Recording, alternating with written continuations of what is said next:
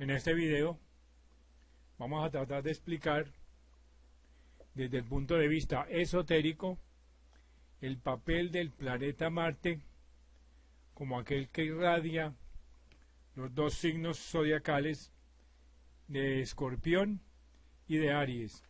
Para el efecto vamos a utilizar un libro de un autor que se llama Oscar Adler, titulado La astrología como ciencia oculta, o el testamento de la astrología. Este señor Adler era un médico, un músico y un astrólogo austríaco, y este libro es considerado, si no el mejor, uno de los mejores libros de astrología esotérica con que cuenta Occidente. En él se describen uno por uno las características esotéricas de cada uno de los signos del zodíaco. Y con relación entrando en el tema, con relación al primer signo que vamos a utilizar, que es el signo de Escorpión, dice lo siguiente el señor ya mencionado Oscar Adler. Dice: la función esencial del hombre de Escorpión, altamente evolucionado, en principio es ser como un médico, en el más amplio sentido de la palabra, del hombre del cual emanan fuerzas curativas. Y sigamos aún con esta idea. Anteriormente, para comprender las energías inferiores de Escorpión, partimos del tipo de la mujer demoníaca, entre comillas. Pero partamos ahora para captar las energías superiores del tipo de Escorpión, del tipo de hombre, de ese varón, pero no del varón demoníaco, sino del varón cuyas energías sexuales de carácter mágico se han convertido en poderes curativos. De esta persona parten fuerzas sexuales que no obran en lo erótico.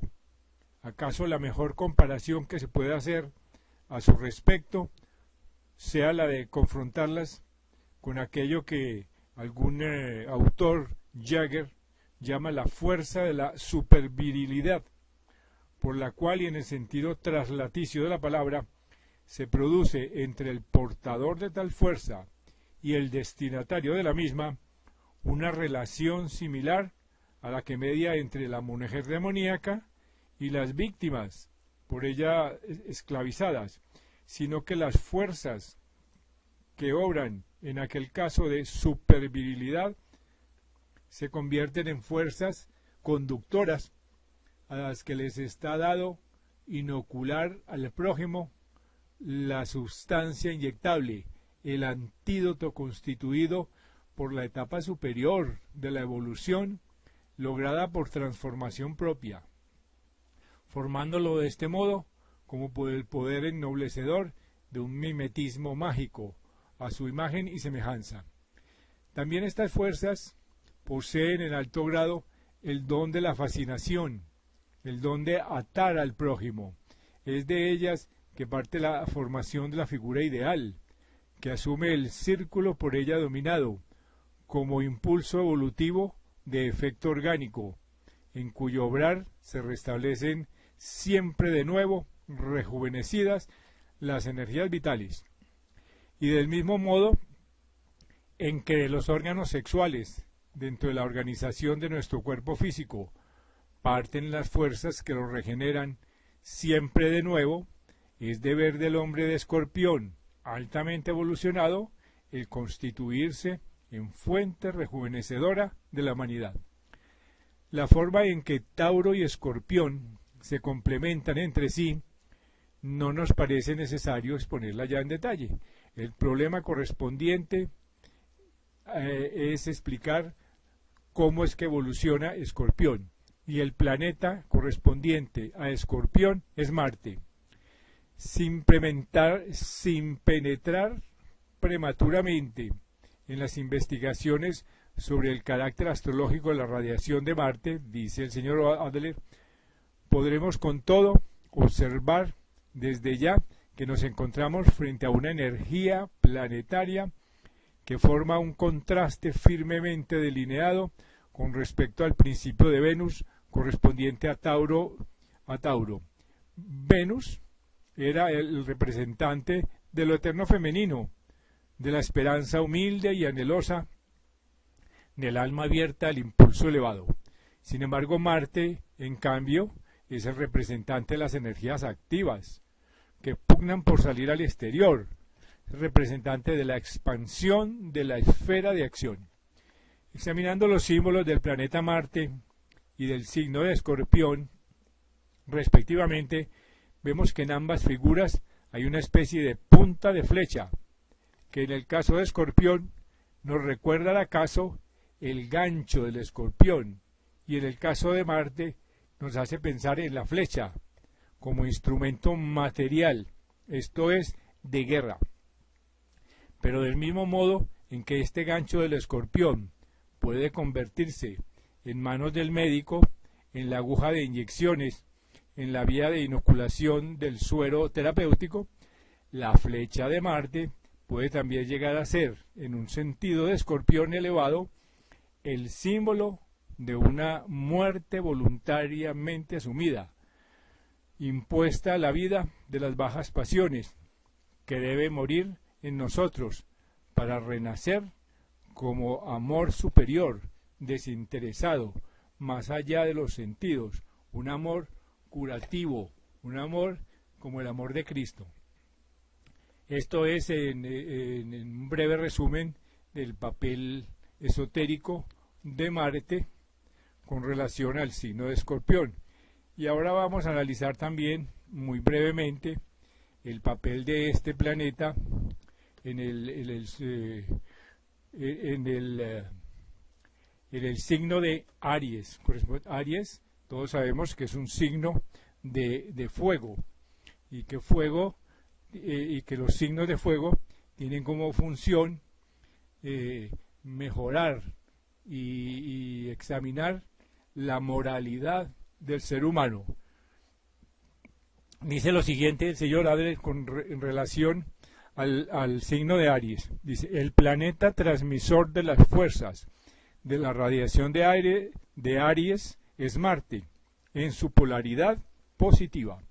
En Marte reposa la fuerza de la decisión.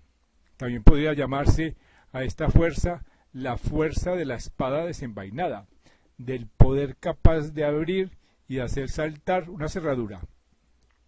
Y sólo por esta fuerza podrá quebrarse el círculo de la necesidad y conquistarse la libertad. En la confrontación de las dos polaridades de Marte, en sus calidades de señor de Aries y de Escorpión, se repite la conocida exposición entre las energías del deseo y las de la voluntad, o las energías de la espada aún envainada y las de la espada ya desenvainada, como caracterización de la decisión ya tomada. Y luego examina el señor Adler las cualidades de lo que vendría a ser el hombre de Aries,